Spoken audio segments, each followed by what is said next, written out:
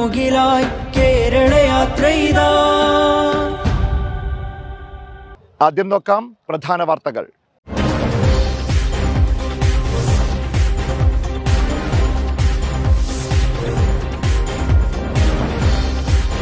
മലയാളം പിറന്ന മണ്ണിൽ വിസ്മയ കാഴ്ച തീർത്ത് കേരളയാത്ര. ജനസാഗരത്തിൽ വീർപ്പുമുട്ടി തിരൂർ. ചരിത്രമെഴുതി മലപ്പുറത്തെ സ്വീകരണങ്ങൾ. മലപ്പുറം ജില്ല പുനഃക്രമീകരണം എന്നതുകൊണ്ട് ജില്ലാ വിഭജനമല്ല ലക്ഷ്യമിടുന്നതെന്ന് കാന്തപുരം ഉസ്താദ്. കേരളയാത്രയ്ക്ക് ഒരു രാഷ്ട്രീയ ലക്ഷ്യവുമില്ല. ബുദ്ധിയുള്ള ഒരാളും അത് പറയില്ലെന്നും ഉസ്താദ്. Siraj live exclusive. കേരളയാത്ര മാനവികതയിലേക്കുള്ള വിളിയാണെന്ന് മന്ത്രി അബ്ദുറഹ്മാൻ. ജനങ്ങൾ ഒന്നിച്ചു നിൽക്കേണ്ടതിന്റെ പ്രാധാന്യം ഉയർത്തിക്കാട്ടുന്ന യാത്രയാണെന്ന് പ്രതിപക്ഷ ഉപനേതാവ് PK കുഞ്ഞാലിക്കുട്ടി. വൈവിധ്യമാർന്ന അഭിപ്രായങ്ങൾ കൊണ്ട് സമ്പന്നമായി തിരൂരിലെ സ്നേഹവിരുന്ന്. വർഗീയതയും ലഹരിയുമാണ് സമൂഹം അനുഭവിക്കുന്ന വലിയ പ്രശ്നമെന്ന് പൗരപ്രമുഖർ. കേരളയാത്ര ഇനി കരിമ്പനകളുടെ നാട്ടിലേക്ക്. ജനനായകനെ സ്വീകരിക്കാൻ ഒരുങ്ങി ഒറ്റപ്പാലം. അപ്പോൾ വിശദമായ വാർത്തകളിലേക്ക് വരാം. അതിനു മുമ്പ് ഇന്നും നമ്മളോടൊപ്പം നമ്മുടെ 2 റിപ്പോർട്ടർമാർ ചേരുന്നുണ്ട്. ബിജു ശങ്കർ, ഞങ്ങളുടെ special correspondent, Malappuram bureau chief Mujeeb Pullichola. Biju, അപ്പോ മലപ്പുറത്തെ 2 ദിവസം ചരിത്രം എഴുതിയ സമ്മേളനം ഇന്ന് മലപ്പുറത്തെ സമ്മേളനമല്ല, കേരളയാത്ര ഇന്ന് മലപ്പുറത്ത് അവസാനിക്കുകയാണ്. ഈ 2 ദിവസത്തെ അനുഭവങ്ങൾ നമ്മൾ ഇന്നലെ പറഞ്ഞു. ഇന്നത്തെ അനുഭവങ്ങൾ കൂട്ടിച്ചേർത്തിട്ട് എന്താ പറയാ? ഇപ്പൊ 8 ദിവസമല്ല നമ്മൾ ഈ യാത്രയെ പിന്തുടരുകയാണ്. അപ്പൊ ഈ പൊതുസമ്മേളനം ആരംഭിക്കുന്നതിന് മുമ്പ് തന്നെ വലിയ ജനങ്ങൾ വന്നു ചേരുമല്ലോ ഈ ഗ്രൗണ്ടില്. അപ്പൊ അവരെ അഭിമുഖീകരിക്കുന്ന ഒരു പ്രസംഗം തുടങ്ങാറുണ്ട് നേരത്തെ. അത് വളരെ വ്യത്യസ്തമായിട്ട് എനിക്ക് അപ്പൊ സാധാരണഗതിയില് വളരെയേറെ പ്രശസ്തരല്ലാത്ത പ്രഭാഷകരാണ് ആ സമയത്ത് പ്രസംഗിക്കുന്നത്. അപ്പോൾ അവര് സാധാരണഗതിയിൽ, പക്ഷെ അത് തന്നെ അത്ഭുതപ്പെടുത്തുന്ന പ്രസംഗമാണ്. വളരെ ഡീറ്റെയിൽസ് ആയിട്ട് എത്ര സമയമാണ് അവർ പ്രസംഗിക്കുന്നതാണ്. ഈ പൊതുയോഗം തുടങ്ങുന്നതിന് അത്രയും നേരം ജനങ്ങളെ പിടിച്ചിരുത്തുന്ന പ്രസംഗമാണ്. അപ്പൊ അധികം പ്രശസ്തരല്ലാത്ത ആൾക്കാരായിട്ട് പോലും നല്ല പ്രസംഗമാണ് ഇത്രയും ദിവസങ്ങളിൽ ഞാൻ കേട്ടിട്ടുള്ളത്. ഇന്നത്തെ സവിശേഷമായ ഒരു പ്രസംഗം എനിക്ക് തോന്നിയിട്ടുള്ളത്, ഇത് തുഞ്ചന്റെ മണ്ണാണല്ലോ, തുഞ്ചൻ പറമ്പ്. അപ്പൊ തുഞ്ചൻ പറമ്പിന്റെ സാഹിത്യവും കവിതയും ഉൾപ്പെടുത്തുന്ന ഒരു പ്രസംഗമായിരുന്നു. വളരെ, അതായത് മലയാള സാഹിത്യത്തിലെ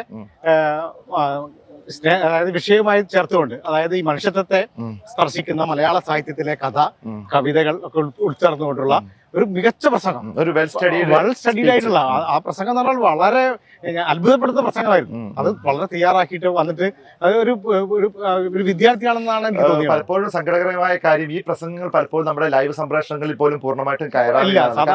ലൈവൊക്കെ സെറ്റ് ചെയ്ത് അതിന്റെ സാങ്കേതിക സംവിധാനങ്ങളൊക്കെ ഒരുങ്ങി വരുമ്പോഴേക്കും സമയം എടുക്കുമല്ലോ. ആ സമയത്താണ് ഈ റാലി, സ്വീകരണ റാലി കടന്നു വരുന്നതിന് മുമ്പുള്ള പ്രസംഗമാണുള്ളത്. അപ്പൊ അതുകൊണ്ട് തന്നെ റാലിയിൽ വരുന്നവർക്കും നേതാക്കൾക്കും ഈ പ്രസംഗം കേൾക്കാൻ സാധാരണഗതി പറ്റാറില്ല. പക്ഷെ ഇവിടെ ഗ്രൗണ്ടിൽ വന്നിരുന്നുള്ള ബഹുജനങ്ങൾ വളരെ ശ്രദ്ധാപൂർവ്വം കേൾക്കുന്ന പ്രസംഗമാണ്. പക്ഷെ ആ പ്രസംഗത്തിൽ ഇന്ന് വളരെ അത്ഭുതകരമായിട്ട് മലയാള സാഹിത്യത്തെയും മലയാള സാഹിത്യത്തിലെ ഈ മനുഷ്യസ്നേഹത്തിന്റെ സന്ദേശങ്ങൾ, അത് വൈക്കം മുഹമ്മദ് ബഷീറിന്റെ സന്ദേശങ്ങൾ, അതുപോലെ നമ്മുടെ കാവ്യശാഖയിൽ സ്നേഹത്തെക്കുറിച്ചുള്ള പരാമർശങ്ങൾ ഒക്കെ ഉൾച്ചേർന്നുകൊണ്ടുള്ള വളരെ ഗംഭീരമായ പ്രസംഗമായിരുന്നു. അത് വളരെ സവിശേഷമായി എനിക്ക് ഇന്ന് അനുഭവപ്പെടുന്നു. മുജീബ്, നമ്മളിപ്പോ 2 ദിവസമായിട്ട് മുജീബ് ഈ മലപ്പുറത്തെ വിശേഷങ്ങൾ ഇങ്ങനെ പങ്കുവെച്ചുകൊണ്ടിരിക്കുകയാണ്. ഇന്നലെ അരീക്കോട്ട് ഒരു ജനസാഗരം, ഇന്ന് തിരൂരിലെ ഒരു ജനസാഗരം. എങ്ങനെയാണ് ഈ സമ്മേളനത്തെ ഒരു വിലയിരുത്തൽ?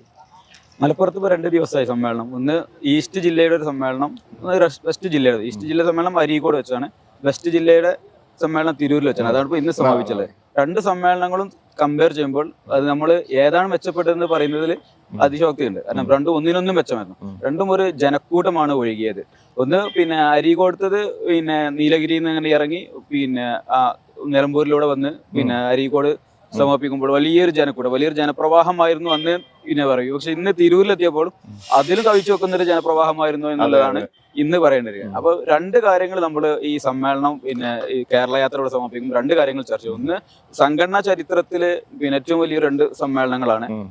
അടുത്ത കാലത്തെ 2 സമ്മേളനങ്ങളാണ് ഈസ്റ്റിലും വെസ്റ്റിലും കഴിഞ്ഞു പോലെ. മറ്റൊന്ന് മലപ്പുറം ജില്ല അനുഭവിക്കുന്ന, അല്ലെങ്കിൽ മലപ്പുറം ജില്ല എന്നും ചർച്ച ചെയ്യാൻ ആഗ്രഹിക്കുന്ന 2 കാര്യങ്ങളും ചർച്ച ചെയ്യും. ഒന്ന് ജില്ലയുടെ പിന്നാക്കാവസ്ഥ, അത് എങ്ങനെ ഉണ്ടായി ജില്ലയുടെ പിന്നാക്കാവസ്ഥ, ഇവിടുത്തെ ജനസംഖ്യയുടെ അനുപാതം, അത് ജില്ല എങ്ങനെ പുനർക്രമീകരിക്കണം, അതിന്റെ ആവശ്യകത, ഈ കാര്യങ്ങളെ കുറിച്ച് ചർച്ച ചെയ്തുകൊണ്ട് ജില്ലയുടെ ഒരു ആവശ്യകതയും കൂടി മുന്നോട്ട് വെച്ചുകൊണ്ടാണ് ഈ യാത്ര സമാപിക്കുന്നത്, അല്ലെങ്കിൽ യാത്ര പാലക്കാട്ടേക്ക് പ്രവേശിക്കുന്നത്. അപ്പോൾ കേരളയാത്ര എന്ന് പറയുന്നത് മലപ്പുറം ജില്ല, മലപ്പുറത്തിന്റെ എല്ലാ വശങ്ങളെ കുറിച്ച് ചർച്ച ചെയ്തു. വിജയേട്ടൻ പറഞ്ഞ മാതിരി അതിന്റെ സാഹിത്യവും സംസ്കാരങ്ങളും ഒക്കെ ചർച്ച ചെയ്തു പോകുമ്പോഴും ജില്ലയുടെ പിന്നാക്കാവസ്ഥയും കൂടി ചർച്ച ചെയ്തു പോയി എന്നുള്ളതാണ് ഈ യാത്രയെ വ്യത്യസ്തമാക്കുന്നത്. അതില് ഇപ്പൊ ഒരു പ്രധാനപ്പെട്ട കാര്യം, ഇപ്പം ഇന്നലെ മുസ്ലിം ജമാഅത്ത് മുന്നോട്ട് വെച്ച ജില്ലാ പുനഃക്രമീകരണം എന്ന ആവശ്യമാണ്. പക്ഷേ അതിന് ചില കേന്ദ്രങ്ങൾ ജില്ലാ വിഭജനം എന്ന രീതിയിലേക്ക് മാറ്റിമറിക്കുന്ന ഒരു സാഹചര്യം ഉണ്ടായി. പ്രത്യേകിച്ച് ചില ചാനലുകളൊക്കെ അതിനെ ആ തോതിലാണ് അവതരിപ്പിച്ചത്. അത് വലിയ തെറ്റിദ്ധാരണകൾക്ക് ഇടയാക്കിയിട്ടുണ്ട്. ഇന്നിപ്പോ നേതാക്കൾ ആ കാര്യം വളരെ വിശദമായിട്ട് പറഞ്ഞു. ജില്ലാ വിഭജനമല്ല നമ്മൾ ഉദ്ദേശിക്കുന്നത്, അതേസമയം ജില്ലാ പുനഃക്രമീകരണമാണ്. ജനസംഖ്യക്ക് ആനുപാതികമായി എല്ലാം ഉള്ള ഒരു മൊത്തത്തിലുള്ള പുനഃക്രമീകരണം. അതൊരിക്കലും ഒരു ജില്ലാ വിഭജനമല്ല. ഒരുപക്ഷെ കേരളത്തിൽ മൊത്തത്തിൽ ആ വിഭജനം ആവശ്യമായിട്ട് വരും എന്ന് വിശദമാക്കുകയുണ്ടായി.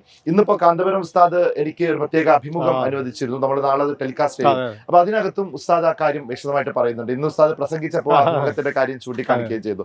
അപ്പം പലപ്പോഴും വാർത്തകൾ ഉണ്ടാക്കാൻ വേണ്ടി മാധ്യമങ്ങൾ കിട്ടുന്നതിനെ വളച്ചൊടിക്കുന്നു എന്ന് നമ്മൾ പതിവ് പറയുന്ന ഒരു സംഗതി ഉണ്ടല്ലോ. അത് തന്നെയാണ് ഈ മുസ്ലിം ജമാഅത്ത് മുന്നോട്ട് വെച്ച ആവശ്യത്തെ വലിയ തോതിൽ തെറ്റിദ്ധരിപ്പിക്കുന്ന രീതിയിൽ ചില മാധ്യമങ്ങളെങ്കിലും വാർത്ത കൊടുക്കുന്നുള്ളതാണ്. ഒരു മീഡിയ അറ്റൻഷൻ കിട്ടാൻ വേണ്ടി ജില്ലാ വിഭജനം എന്നതിലേക്ക് ചർച്ച വേണം.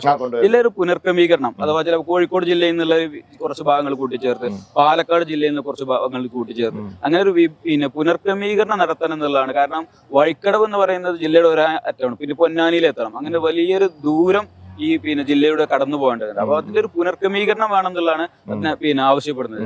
ആവശ്യം തന്നെ. പക്ഷെ അത് തെറ്റിദ്ധരിക്കപ്പെടുന്ന ചില കോണുകളെയും തെറ്റിദ്ധരിക്കുന്നു. പക്ഷെ കാതലായ വിഷയം ഇവിടെ അവിടെ തന്നെ ഉണ്ട്, പുനർക്രമീകരണം വേണം എന്നുള്ളതിനാണ് പ്രധാനപ്പെട്ട. അതെ, പ്രധാനം. ബിജു, നമ്മൾ ഇന്നലെ അരീക്കോട് കണ്ടത് വലിയ ജനസാഗരമാണല്ലോ. ഇന്ന് തിരൂരിലും വലിയ ജനസാഗരം കണ്ടു.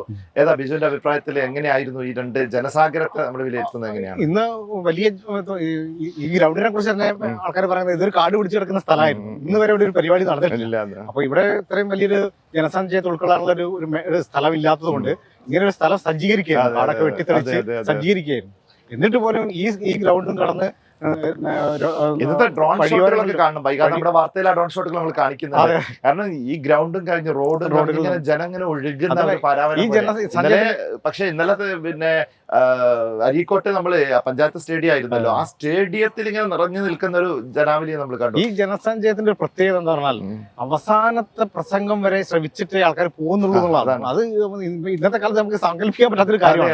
കാരണം ഉദ്ഘാടനം കഴിഞ്ഞ് 30 സെക്കൻഡ് പക്ഷെ ജനങ്ങളെ ഏറ്റവും അവസാനത്തെ പ്രസംഗം വരെ നേതാക്കളുടെ പ്രസംഗം വരെ ശ്രമിച്ചിട്ട് ശേഷമായി പിരിഞ്ഞു പോകുന്നുള്ളൂ. തിരിച്ചു വിടുകയാണെന്നുള്ള ആഹ്വാനം കേൾക്കുന്നവരെ ജനങ്ങൾ നിൽക്കുകയാണ്. പക്ഷെ ഇന്നത്തെ പ്രത്യേകത എനിക്ക് തോന്നിയിട്ടുള്ളത്, ഇന്നത്തെ കുറെ കൂടി സവിശേഷതകളുള്ള ദിവസമായിരുന്നു. ഇന്ന് രാവിലത്തെ ഈ സംഗമമുണ്ടല്ലോ, സ്നേഹസംഗമത്തില് ഈ പബ്ലിക്കിനെ ഫസ്റ്റ് അഭിമുഖീകരിക്കാൻ വേണ്ടി തങ്ങളെ വിളിച്ചൊരു ഒരു കാര്യമാണ്. നേതാക്കളെയൊക്കെ ബ്ലോക്കിൽ കുടുങ്ങി എത്താൻ വൈകിയതുകൊണ്ട് തങ്ങൾക്ക് ആ ഒരു സദസ്സിനെ അഭിമുഖീകരിക്കണ്ടോ. അപ്പൊ തങ്ങള് വളരെ കൃത്യമായി ഒരു പ്രഭാഷകന്റെ സ്റ്റൈലിൽ ആ കാര്യങ്ങൾ അവതരിപ്പിക്കാൻ പറ്റും. പ്രതീക്ഷിച്ചിട്ട് അത് വളരെ കൃത്യമായിരുന്നു. അത് ആ കാര്യങ്ങൾ ആ സന്ദേശം കൃത്യമായി നൽകാൻ പറ്റിയെന്നുള്ളതാണ്.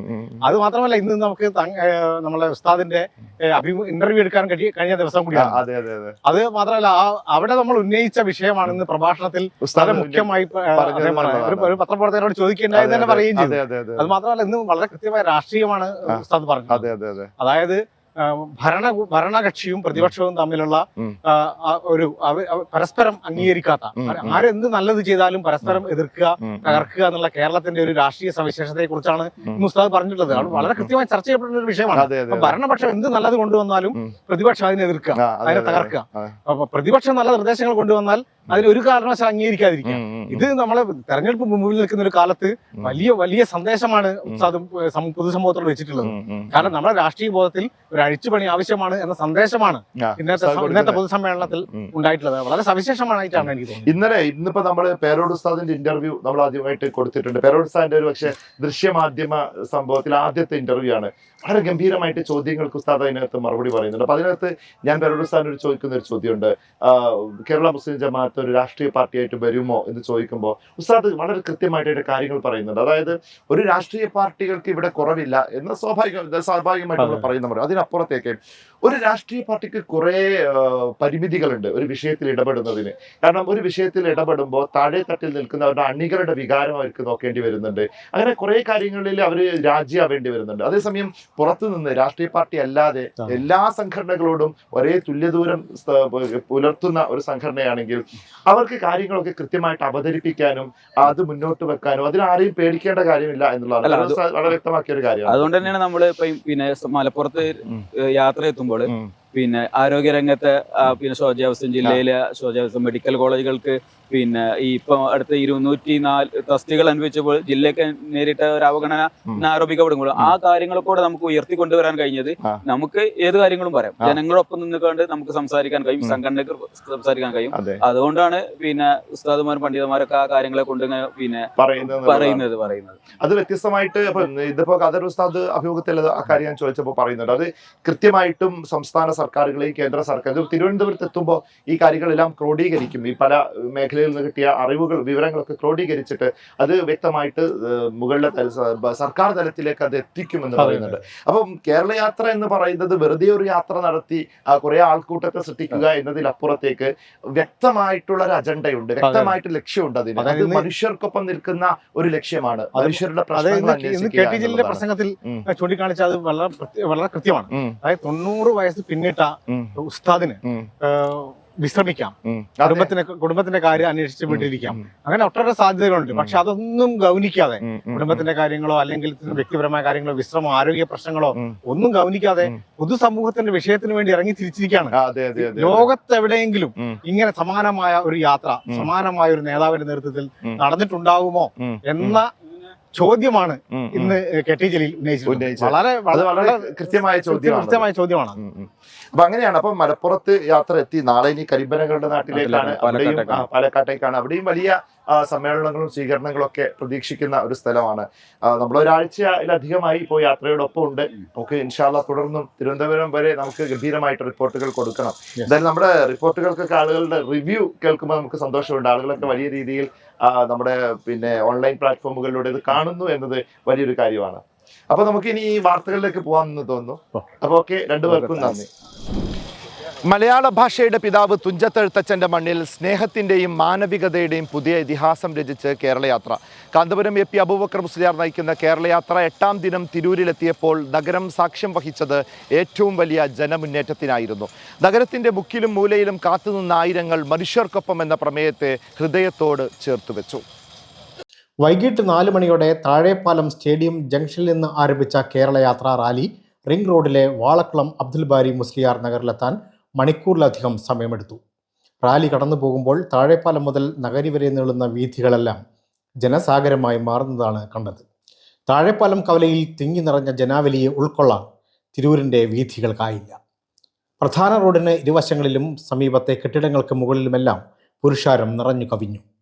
പ്രായഭേദമന്യേ ആയിരക്കണക്കിന് ആളുകളാണ് ഉസ്താദിന് അഭിവാദ്യമർപ്പിക്കാൻ തിരൂരിലേക്ക് ഒഴുകിയത്.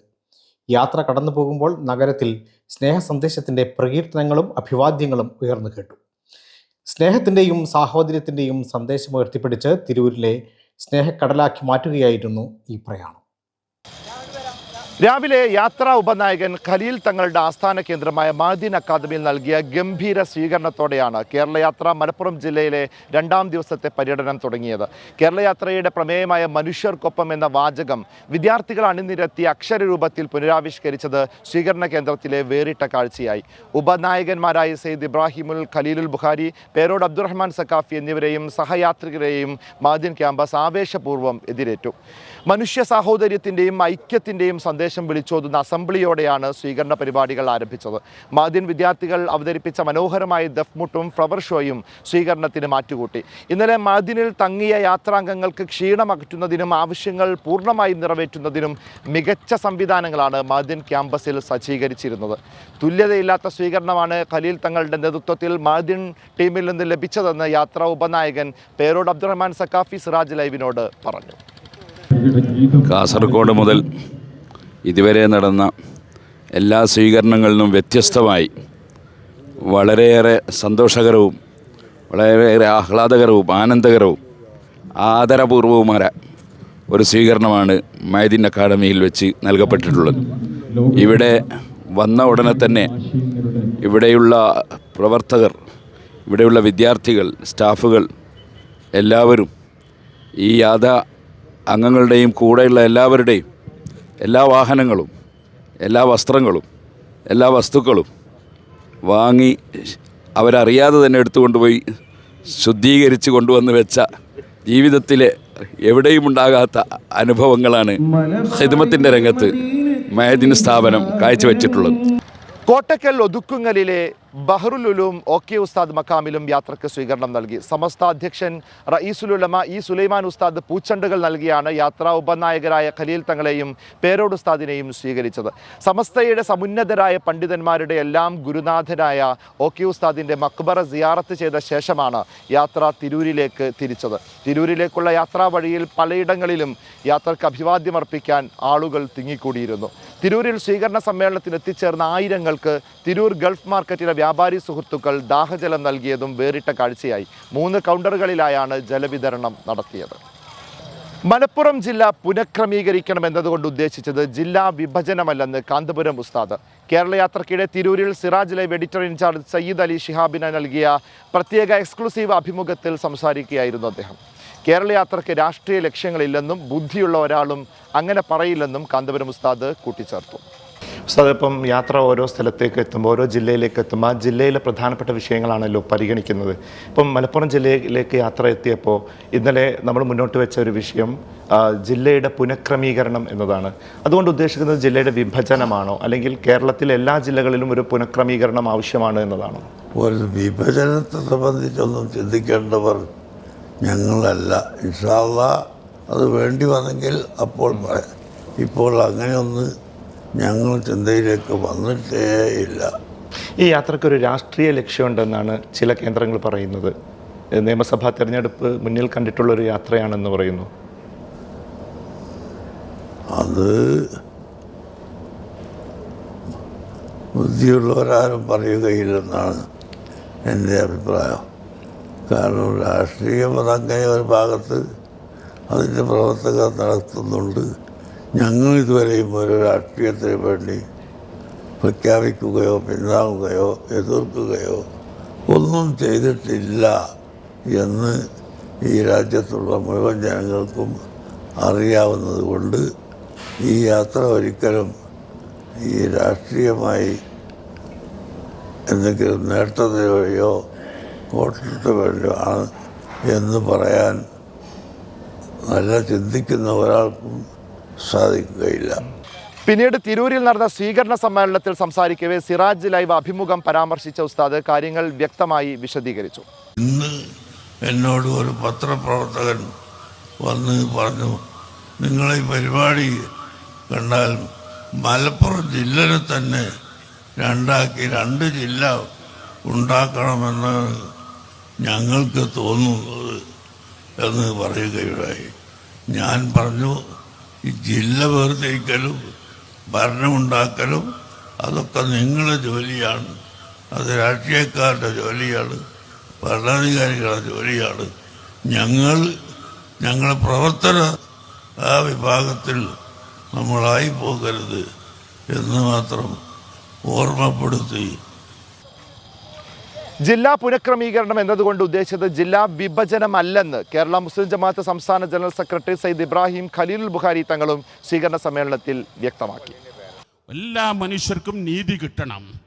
അത് പുനഃക്രമീകരണമാവാം, അല്ലെങ്കിൽ മഹാനായ ഷെയ്ഖുന ഇന്ത്യൻ ഖാൻ മുഫ്തി ഇവിടെ പറഞ്ഞു, ഞങ്ങൾ മലപ്പുറം ജില്ല 2ആക്കണമെന്ന് പറഞ്ഞിട്ടില്ലെന്ന്. ഇന്നലെ നടന്ന പത്രസമ്മേളനത്തിൽ പറഞ്ഞത് ഇവിടെ മലപ്പുറം ജില്ലയിൽ 50,06,075 ആളുകൾ ഉണ്ട് എന്നാണ് പുതിയ കണക്കനുസരിച്ച്. 50,06,415 ആളുകൾ ഇപ്പോൾ മലപ്പുറം ജില്ലയിലുണ്ട്. എന്നാൽ മറ്റു പല ജില്ലകളിൽ കാസർഗോഡ്, കോട്ടയം, ഇടുക്കി, പത്തനംതിട്ട 8, 10, 11-7 ഇങ്ങനെയാണ്. ഇവിടങ്ങളിൽ ഒരു മെഡിക്കൽ കോളേജ്, മലപ്പുറം ജില്ലയിലും ഒരു മെഡിക്കൽ കോളേജ്. ആ മെഡിക്കൽ കോളേജിന് ആവട്ടെ ജില്ലാ ഹോസ്പിറ്റലിന് മെഡിക്കൽ കോളേജ് എന്ന ബോർഡ് വെച്ചു എന്നു മാത്രം. വേണ്ടത്ര സജ്ജീകരണങ്ങൾ സൗകര്യങ്ങളായിട്ടില്ല. ഇവിടെ ഞങ്ങൾ പറഞ്ഞത് എല്ലാ മനുഷ്യർക്കും നീതി കിട്ടണം.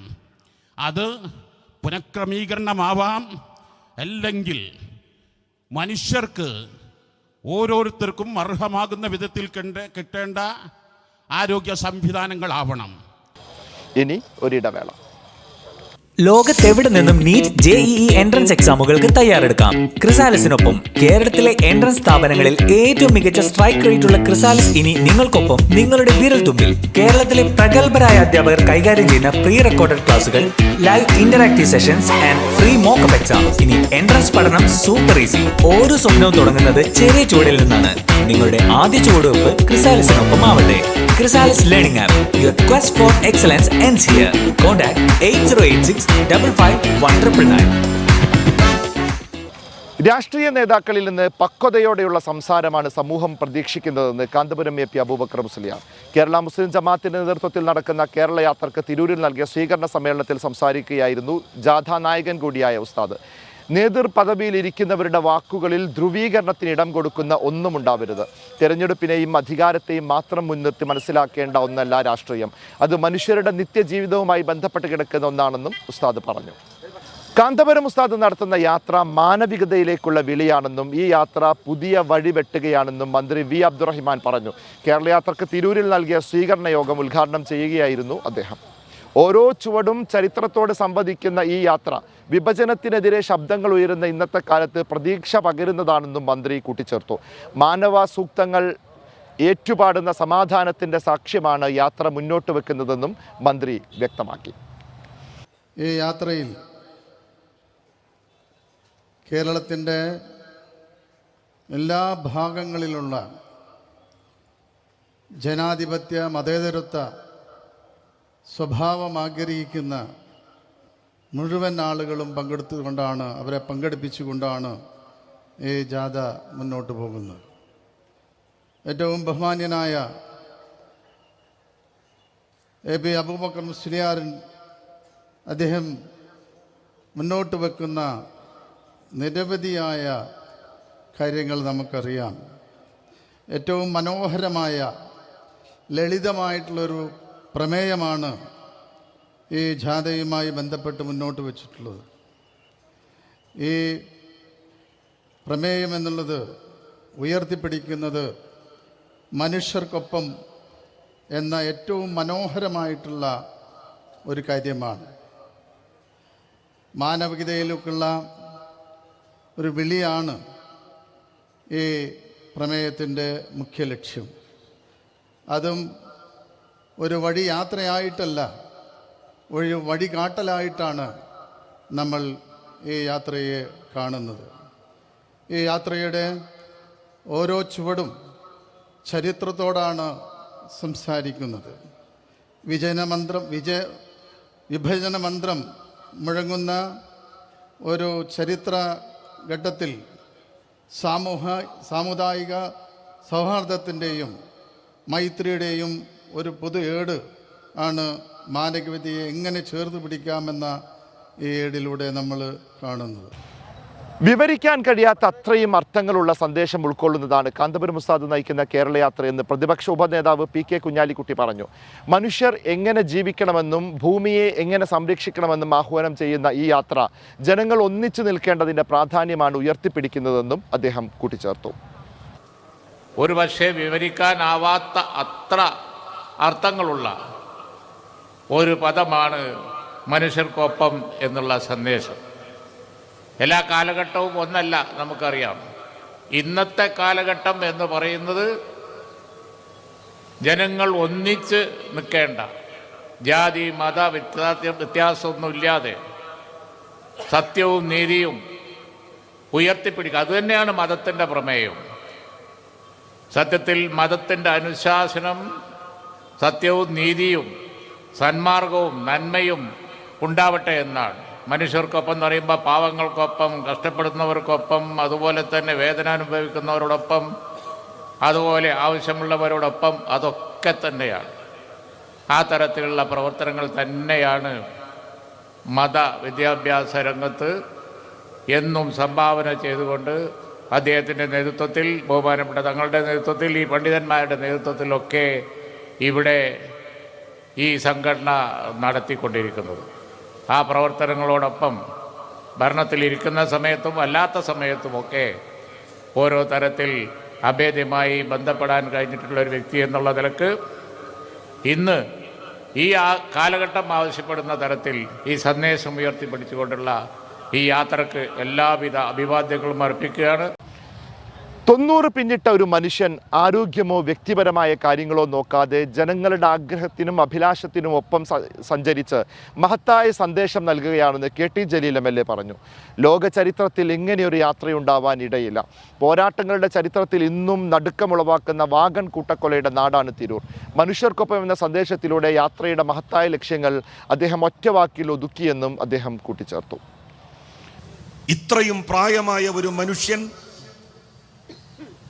എല്ലാം അവഗണിച്ചുകൊണ്ട് ഒരു നാടിൻ്റെയും സമൂഹത്തിൻ്റെയും പ്രയാസങ്ങളും ബുദ്ധിമുട്ടുകളും സ്വയം ഏറ്റെടുത്തുകൊണ്ട് സ്നേഹത്തിൻ്റെയും മൈത്രിയുടെയും സൗഹാർദ്ദത്തിൻ്റെയും സന്ദേശം മനുഷ്യർക്കൊപ്പം എന്ന വിഖ്യാതമായ മുദ്രാവാക്യം ഉയർത്തി നിർവഹിച്ച് കടന്നു പോവുകയാണ്.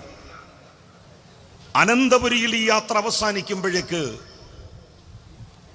കേരളത്തിലെ മുസ്ലിം ജനസാമാന്യത്തെ സംബന്ധിച്ചിട്ടുള്ള തെറ്റിദ്ധാരണകൾ അത് വെച്ചു പുലർത്തുന്നവർക്ക് അവസാനിക്കും എന്ന് നമുക്കുറപ്പിക്കാം. ഇന്ന് ഏറ്റവും അധികം തെറ്റിദ്ധരിപ്പിക്കപ്പെടുന്ന മതം ഇസ്ലാമാണെങ്കിൽ ഏറ്റവും അധികം തെറ്റിദ്ധരിപ്പിക്കപ്പെടുന്ന മതാനുയായികൾ ഇസ്ലാം മതവിശ്വാസികളായിട്ടുള്ള മുസ്ലിങ്ങളാണ്. മുസ്ലിം സമൂഹത്തിന്റെ യഥാർത്ഥത്തിലുള്ള സ്വഭാവ സവിശേഷതകൾ എന്താണ് എന്ന് കാന്തപുരം AP അബൂബക്കർ മുസ്ലിയാർ ഓരോ സ്വീകരണ സമ്മേളനത്തിലും ജനങ്ങളോട് പറഞ്ഞുകൊണ്ടിരിക്കുകയാണ്. യാ അയ്യുഹന്നാസ്, ഹേ മനുഷ്യരെ എന്ന് പറഞ്ഞുകൊണ്ട് ഖുർആൻ പറയുകയാണ്. ഇന്നാ ഖലഖനാകും മിൻ ദക്കരിൻ വ ഉൻസാ വജഅൽനാകും ശുഊബൻ വ ഖബായില ലിതആറഫു ഇന്ന അക്രമക്കും ഇൻദല്ലാഹി അത്ഖാക്കും. ഹേ മനുഷ്യരെ, ഹേ മനുഷ്യ സമൂഹമേ, നിങ്ങളെ ഒരാണിൽ നിന്നും പെണ്ണിൽ നിന്നും സൃഷ്ടിച്ചിരിക്കുന്നു. നിങ്ങളെ വ്യത്യസ്ത ഗോത്രങ്ങളും വർഗങ്ങളും സമൂഹങ്ങളും സമുദായങ്ങളുമാക്കി വേർതിരിച്ചത് ഒരു വിഭാഗം ഒരു വിഭാഗത്തിനു മേൽ മേധാവിത്വം നടിക്കാൻ വേണ്ടിയിട്ടല്ല, ഒരു വിഭാഗം മറ്റൊരു വിഭാഗത്തിനു മേൽ അഹങ്കാരം അടിച്ചേൽപ്പിക്കാൻ വേണ്ടിയിട്ടും അല്ല, നിങ്ങൾ തിരിച്ചറിയാൻ വേണ്ടി മാത്രമാണ്.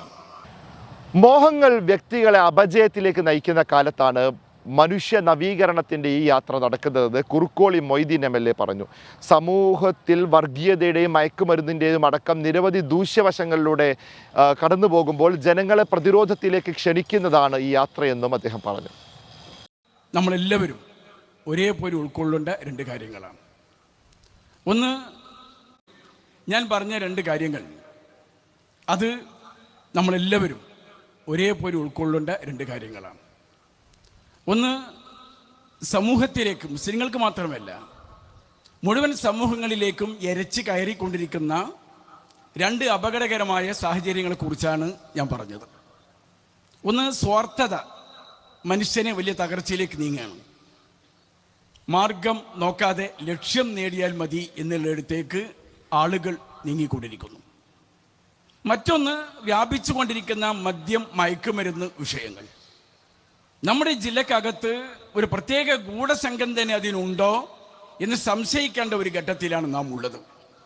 നമുക്കിതിനെ രണ്ടിനെയും തടയേണ്ടതുണ്ട്. ധാർമ്മിക വിദ്യാഭ്യാസം സമൂഹത്തിന് പകരേണ്ടതുണ്ട്. ജാതിയും മതവും നോക്കാതെ അനേകം മനുഷ്യരുടെ രക്ഷകനാണ് കാന്തപുരം ഉസ്താദ് എന്ന് KPCC general secretary KT Ajay Mohan പറഞ്ഞു. ഉസ്താദ് എന്ന ഒറ്റ വിശേഷണം കൊണ്ട് ലോകം അറിയപ്പെടുന്ന നേതാവാണ് കാന്തപുരം ഉസ്താദ് എന്നും അദ്ദേഹം കൂട്ടിച്ചേർത്തു. വളരെയധികം അഭിമാനവും അന്തസ്സും തോന്നുകയാണ് ഈ പരിപാടിയിൽ പങ്കെടുക്കുമ്പോൾ. ഞാൻ K. കരുണാകരൻ എന്ന ലീഡറുടെ ഉറ്റ ആളായിരുന്നു എൻ്റെ പിതാവും. കേരളത്തിൽ അല്ല ഇന്ത്യ രാജ്യത്ത് ഒട്ടനവധി നേതാക്കന്മാർ ഉണ്ടായിട്ടുണ്ട്. പക്ഷേ ലീഡർ എന്നറിയപ്പെടുന്ന ഒറ്റ നേതാവാണ് ഉണ്ടായിരുന്നത്, അത് കെ കരുണാകരനാണ്. അതുപോലെ ഈ രാജ്യത്ത് ലോകത്ത് കുറേ ഉസ്താദുമാരുണ്ടായിട്ടുണ്ട്. പക്ഷെ ഉസ്താദ് എന്നറിയുന്നത് ഇപ്പോഴും AP അബൂബക്കർ മുസ്ലിയാരെ തന്നെയാണ്. അതാണ് ഏറ്റവും വലിയൊരു കഴിവ്. തീരദേശത്തെ മുസ്ലിങ്ങൾക്ക് മുസ്ലിം സംവരണത്തിനകത്ത് ഉപസംവരണം കൊണ്ടുവരാൻ ശ്രമം ആവശ്യമാണെന്ന് KPCC general secretary KP Naushad Ali പറഞ്ഞു. ഈ യാത്ര അനേകം ആഖ്യാനങ്ങൾക്ക് വിധേയമാവുന്നുണ്ടെന്നും അദ്ദേഹം വ്യക്തമാക്കി. തീരദേശത്തെ മുസ്ലിങ്ങളെ സംബന്ധിച്ചിടത്തോളം അവരിവിടുത്തെ പൊതു മുസ്ലിം സംവരണത്തിനകത്താണ് പെട്ടിട്ടുള്ളത്.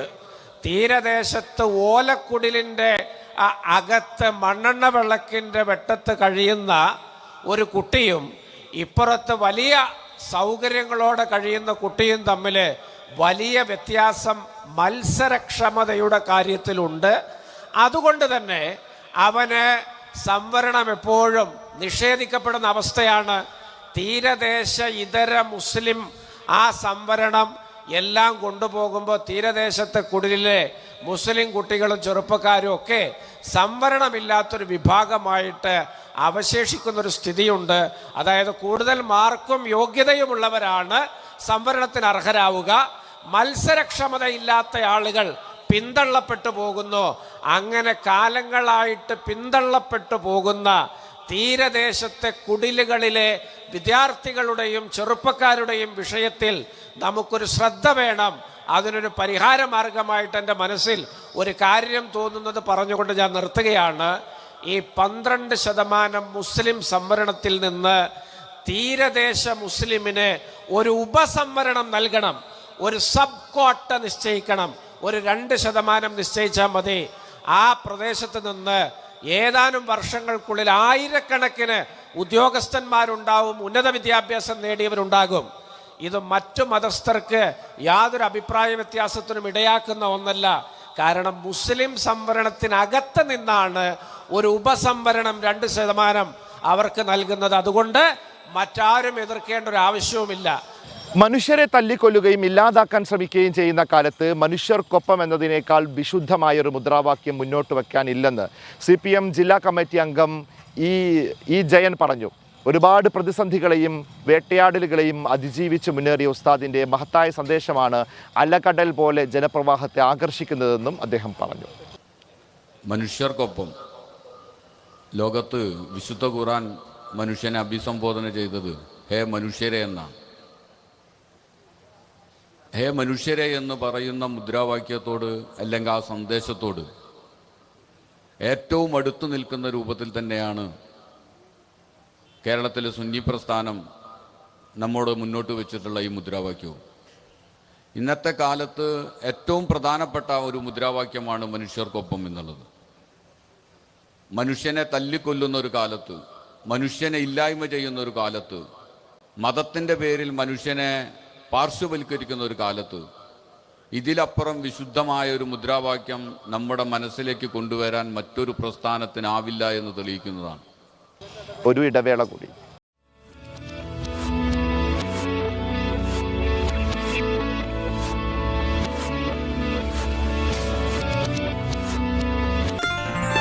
waytonikah.com, the exclusive Muslim matrimonial site.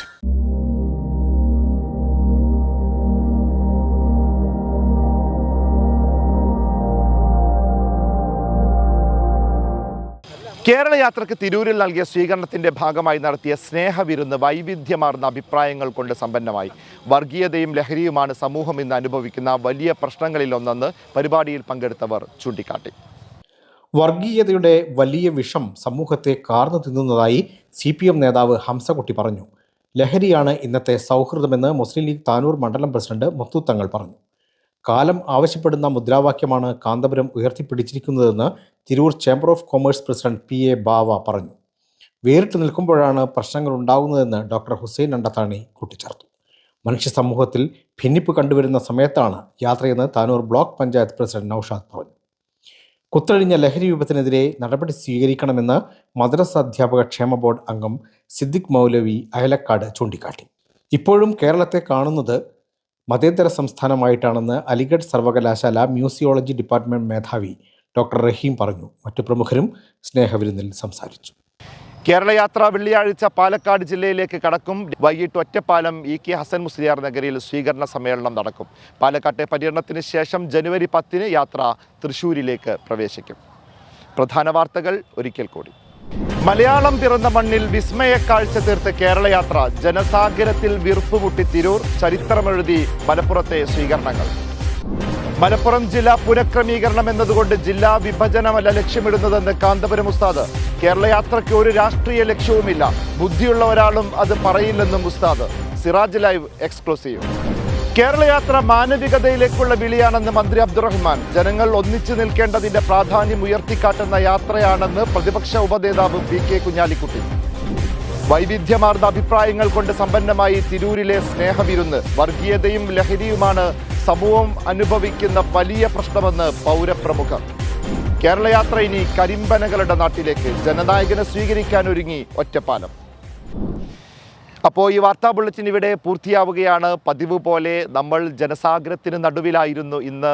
ഈ 2 ദിവസം മലപ്പുറം ജില്ല നൽകിയത് ഏറ്റവും ആനന്ദകരമായ അനുഭവമാണ്. ആ അനുഭവങ്ങളിൽ നിന്നുകൊണ്ടാണ് നമ്മൾ ഇനി അടുത്ത കേന്ദ്രത്തിലേക്ക് അടുത്ത ദിവസം നമ്മൾ പാലക്കാട്ടേക്ക് പോകുന്നത്. നമുക്കറിയാം കേരളയാത്ര ഓരോ ജില്ല പിന്നിടുമ്പോഴും തരംഗമായി കൊണ്ടിരിക്കുകയാണ്. ഇന്ന് യാത്ര കടന്നു പോകുന്ന വഴിയിലൊക്കെ ഉസ്താദിനെ സ്വീകരിക്കാൻ വേണ്ടി വഴിയുടെ 2 ഭാഗത്തും ആളുകൾ ഇങ്ങനെ തിങ്ങിക്കൂടി നിൽക്കുകയാണ്. ഉസ്താദിൻ്റെ വാഹനം വരുമ്പോൾ അവരിങ്ങനെ ഉസ്താദിനെ കാണാൻ വേണ്ടിയുള്ള ആവേശത്തിൽ വരുമ്പോൾ അവരെ തള്ളി മാറ്റാനോ നിർത്താനോ വേണ്ടിയിട്ട് വളരെയധികം പാടുപെടുകയാണ് നമ്മുടെ വളണ്ടിയർമാർ. പക്ഷേ ഇത്രയൊക്കെ ജനസാഗരം കൂടി നിൽക്കുമ്പോഴും ഒരു കാര്യം നമുക്ക് പ്രത്യേകം പറയാതിരിക്കാൻ വയ്യ. കാരണം വളരെ വലിയ അച്ചടക്കം ഈ പ്രവർത്തകർ കാണിക്കുന്നതാണ്. ഒരു രാഷ്ട്രീയ പാർട്ടിയുടെ പരിപാടിയെ പോലെയല്ല. കൃത്യമായിട്ട് നൽകിയ റൂട്ടിലൂടെ ആളുകൾ സഞ്ചരിക്കുന്നു. അതിനകത്തൊന്നും യാതൊരു പ്രശ്നങ്ങളും ഇല്ല എന്നതാണ്.